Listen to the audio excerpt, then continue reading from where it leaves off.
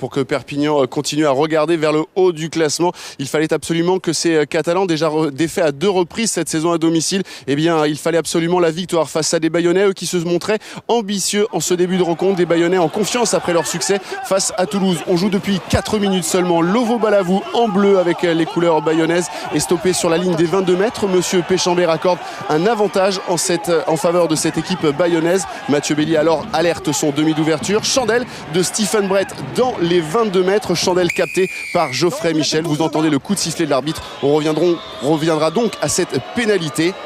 Et Stephen Brett, qui remplaçait dans cet exercice des tirs au but Bustos Moyano, laissé lui sur le banc, ouvre la marque. Et c'est Bayonne à Perpignan qui mène 3-0. La réaction catalane intervient très rapidement. 3 minutes seulement de jeu après cette première pénalité. Et Thomas Loulou, ici, qui s'offre un déboulé dans la défense bayonnaise. C'est Joero Kosoko qui finalement le reprend. Nicolas Durand a bien suivi. Il va alerter Vautou. Mais Vautou est plaqué sans ballon. Là aussi, monsieur Péchambert intervient et offre à James Hook l'occasion d'égaliser. L'ouvreur et le buteur gallois ne se manquent pas. 3 partout entre ces deux équipes.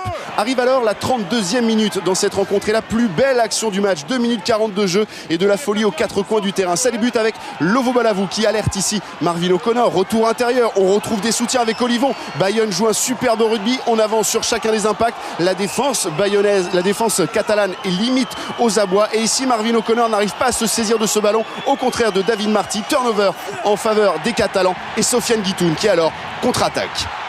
Il échappe tout d'abord à 2 défenseurs. Accélère, manœuvre parfaitement son dernier défenseur, mais Fuster lui aussi joue bien le coup. Il oblige Sofiane Guitoun à lever les yeux, passe parfaite au pied pour son 3/4 centre qui ne va pas réussir à se saisir de ce ballon. L'action va être stoppée puisque ici, eh bien, le 3/4 centre, Vautou se met à la faute.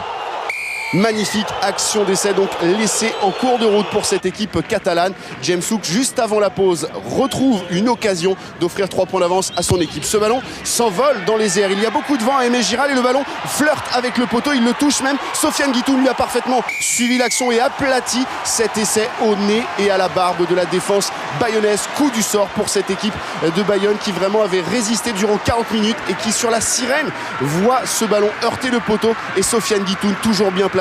Impeccable ici, inscrire ce premier essai. Au ralenti, regardez Sofiane Guitoun, il est à gauche, dans l'axe des poteaux. On le voit, il ne quitte pas du regard ce ballon. C'est lui qui sera le premier à pouvoir profiter de ce rebond un petit peu capricieux et permettre donc à son équipe de mener à la mi-temps 10-3.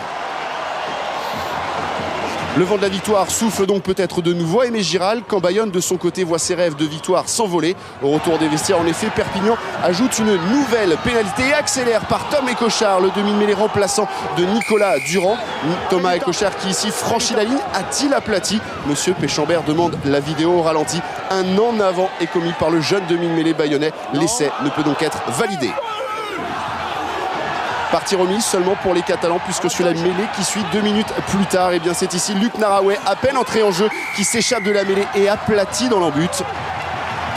Récompense enfin des énormes efforts faits tout au long de la soirée par cette équipe catalane, par cette équipe de Perpignan entraînée par Marc Delpoux qui voit ses hommes mener 20-3 mais qui voit aussi son équipe se relâcher. Bayonne alors en profite, on joue les dernières minutes dans cette rencontre. Le match est plié 20-3 pour Perpignan. C'est sûr, la victoire ne sera pas bayonnaise mais les Bayonnais vont tout donner, ne rien lâcher dans les dernières secondes. Et Bastien Fuster ici, eh bien, en bout de ligne, vient concrétiser et récompenser le bon travail, la bonne prestation encore une fois de cette équipe bayonnaise qui malheureusement pour elle, eh bien, doit une nouvelle fois s'incliner sur un score très lourd, 20-8, victoire finale donc pour les Catalans. 9e défaite en 9 matchs à l'extérieur pour des Basques qui n'ont jamais rien lâché mais qui repartent sur le bonus défensif pourtant mérité au vu de la rencontre. Soulagement en revanche côté catalan. Perpignan met fin à une série de 5 défaites en top 14. Un joli cadeau de Noël, certes avec un peu de retard, mais qui lance parfaitement cette année 2014.